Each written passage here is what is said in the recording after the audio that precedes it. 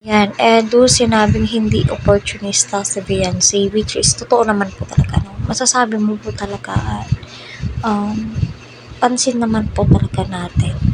Hindi po talaga, pati ang kanyang nanay at tatay, mga kapatid, so hindi po. No, totoo naman po talaga. Kahit saan mo tignan, no, hindi. No, mas lalo po silang naging humble.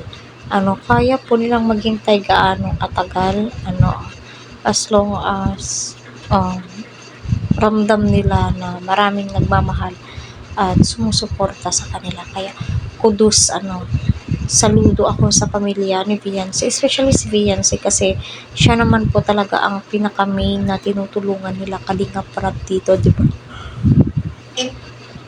Kaya maraming blessings ang dumarating po sa kanila dahil nga po sa ugaling meron sila, di ba?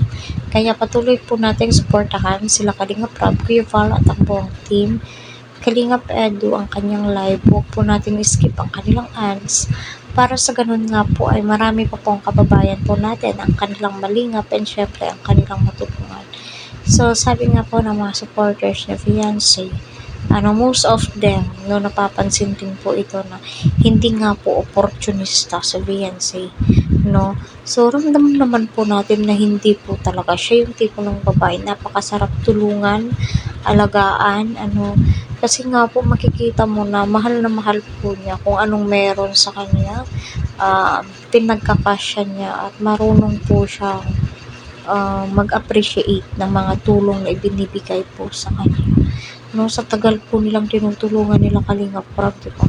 Mahigit 1 taon na, kaya masasabi mo po talagang, kaya sobrang blessed po nila sa lahat ng bagay, no, financial man o material man, sa mga taong nasa paligid po nila.